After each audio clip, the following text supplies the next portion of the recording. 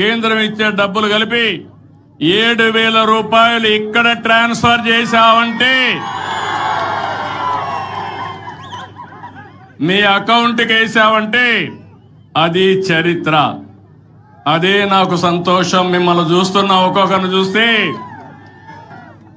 Super 6 వచ్చాయి, అనేక కార్యక్రమాలు వచ్చాయి. ఎంతమంది పిల్లలుంటే అంతమంది పిల్లలకి తల్లికి వందనం వచ్చింది అని ఆనందపడతా ఉంటే దానికంటే నాకు ఏరే సంతోషం ఏముందని మిమ్మల్ని అడుగుతున్నా. అన్నదాత ఎప్పుడు కూడా సుఖీ భవ, రైతే రాజు కావాలి. అందుకని ఈరోజు ఎన్ని కష్టాలన్నా ఉండేయండి, ఆ కష్టాలు నా వరకే పరిమితం. మీరు మాత్రం సుఖ సంతోషాలతో ఉండాలనేది నా ఆకాంక్షని మరొకసారి విజ్ఞప్తి చేస్తున్నా. ఎన్నికల కంటే ముందు అరాచక పాలన, రాక్షస పాలన, విధ్వంస పాలన, మా తమ్ముడు సైకో పాలన అంటున్నాడు. అవును, అందరినీ ఇబ్బంది పెట్టారు, వాళ్ళు ఆనందపడ్డారు. డబ్బులు వచ్చేసాయి, అకౌంట్లో డబ్బులు వచ్చాయి. మా తమ్ముడు తెలివి అకౌంట్ ఇక్కడి నుంచే చెక్ చేసుకుని అవసరమైతే ఇక్కడి నుంచే ఎవరికి ఇవ్వాలనో వాళ్ళకు ట్రాన్స్ఫర్ కూడా ఒక క్లిక్ తో చేసేస్తాడు. అది ఈ రోజు యొక్క టెక్నాలజీ ప్రభావం. నేను ఎన్నికల కంటే ముందు ఒక మాట చెప్పాను. ఆ రోజు మీకు చెప్పింది అభివృద్ధి చేస్తాను. అభివృద్ధి తెలిసిన పార్టీ తెలుగుదేశం పార్టీ. సమిక్షేమం చేస్తాం. సమిక్షేమానికి నాంది పలికిన వ్యక్తి నందమూరి తారక రామారావు. Party Telugu Desam party.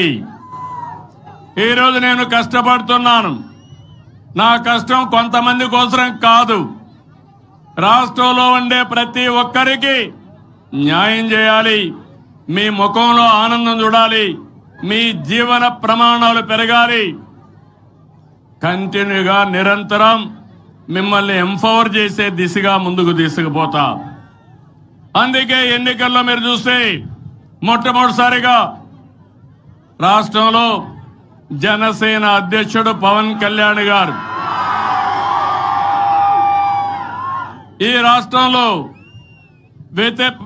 ప్రభుత్వ వ్యతిరేక ఓటు చీలకూడదని ఒక మంచి భావంతో ముందుకొచ్చి ఆ రోజు పొత్తుకు నాంది పలికారు. ఆ తర్వాత బీజేపీ జాతీయ పార్టీ 2 సార్లు అధికారం ఉన్నారు, 3వ సారంలో అధికారానికి వచ్చారు, 4వసారి కూడా వస్తారు. అందుకనే వాళ్ళు ముందుకొచ్చి మన రాష్ట్రంలో పొత్తు పెట్టుకోవాలంటే రాష్ట్ర ప్రయోజనాల దృష్టిలో పెట్టుకుని ఆ రోజు మనం పొత్తు పెట్టుకున్నాం. ఈరోజు ప్రధానమంత్రి గారు ఉపన్యాసం మీరు చూశారు. సింధూర్ గర్వకారణం. ఎక్కడ కూడా ఒక్క వ్యక్తిని చంపకుండా ఎవరైతే మన ఆడబిడ్డల బొట్టు తెరిచేశారో అలాంటి టెర్రరిస్టుల్ని అంతం చేసిన పార్టీ ఎన్డీఏ, అంతం చేసిన వ్యక్తి నరేంద్ర మోడీ గారని చెప్పి మరొకసారి విజ్ఞప్తి చేస్తున్నాను. అయితే ఆ రోజు ఒక మాట చెప్పాను. నేను సూపర్ 6 అని తీసుకొచ్చాను. కార్యకర్తలు ఇంటింటికి వచ్చారు, ఏం చేస్తామో చెప్పారు. అయితే గత ప్రభుత్వం ఆర్థిక విధ్వంసం చేసింది, చాలా సమస్యలు వచ్చాయి. కానీ నాకు దృఢ సంకల్పం ఉంది. ఎట్టే పరిస్థితిలో ఇచ్చిన మాట నిలబెట్టుకోవాలని ఎన్ని కష్టాలున్నా సూపర్ 6 అమలు చేస్తున్నామని మరొక్కసారి మీకు విజ్ఞప్తి చేస్తున్నాం. అదే కాదు, ఇచ్చినట్టు అన్ని కూడా అమలు చేస్తున్నాం. మీలో ఒక ఆలోచన రావాలి. ఇచ్చినప్పుడు మీరు అనుకుంటారు ఆటోమేటిక్ గా వస్తాయని. ఏది ఆటోమేటిక్ గా వస్తే అందరూ ఇవ్వగలుగుతారు. నేను అడుగుతున్నా, 5 సంవత్సరాలు పింఛన్లు ఇచ్చారు. 3,000 ఉంటే ఒక్కొక్క సంవత్సరం ముక్కుతూ మూలుగుతూ 250 పెంచి 5 ఏళ్లలో 3000 చేశారు. నేను ఒక మాట చెప్పాను, మీ అందరికీ 3000 నుంచి 4000 చేస్తా. జూన్ లో ఫలితాలు వచ్చాయి. ఏప్రిల్ నుంచే ఇస్తానని పెంచిన పింఛను ఏప్రిల్ నుంచే ఇచ్చానా లేదా అని మిమ్మల్ని అడుగుతున్నా. మామూలు కాదు. 4000 దివ్యాంగులకి 6000 ఉంటే 3000 పెంచాను. 3000 నుంచి 6000 పెంచాను. అంటే 12 రెట్లు పెంచాను. భగవంతుడు వాళ్ళ పట్ల చిన్న చూపు చూశాడు. మానవత్వంతో వాళ్ళు ఆదుకోవాలని నేను ముందుకు పోయాను. దీనివల్ల మీరు చూస్తే ఈరోజు 32,134 కోట్ల రూపాయలు సంవత్సరానికి ఖర్చు అవుతుంది. మన తర్వాత పక్కనుండే తెలంగాణ 8,000 కోట్లు, కడమోళ్ళు 4,000 కోట్లు. అది ఎక్కడా? నేను ఇచ్చేది ఎక్కడా? ఈ 64 లక్షల మందికి పింఛను ఇస్తున్నా. మీరంతా గుర్తుపెట్టుకుంటారా అని నేను మిమ్మల్ని అడుగుతున్నా. 4,000, 6,000 కిడ్నీ పేషెంట్లుంటే డయాలసిస్ చేసుకుంటే 10,000 బెడ్కి పరిమితం అయితే వాళ్ళ ఇంట్లో వాళ్ళకి సేవ చేయాల్సి వస్తే 15,000 జీతంతో సమానంగా మీకు ఇస్తున్నానా లేదా అని మిమ్మల్ని అడుగుతున్నా.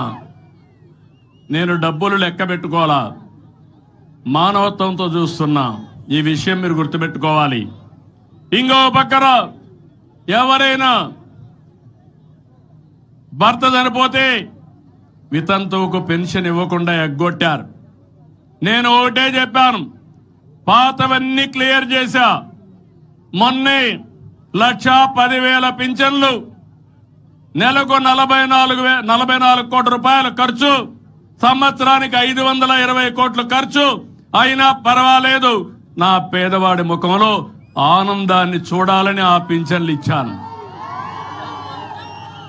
ఇంత మునుపు ఒక నెల తీసుకోకపోతే 2వ నెల ఎగ్గొట్టేవాళ్ళు. 2 నెలలు తీసుకోకపోతే వచ్చేదే కాదు. ఇప్పుడు 3 నెలలు ఎక్కడైనా ఉండండి. ఆ రోజు వాలంటీర్ వస్తేనే మీకు పింఛను. ఇప్పుడు నువ్వు బంధువు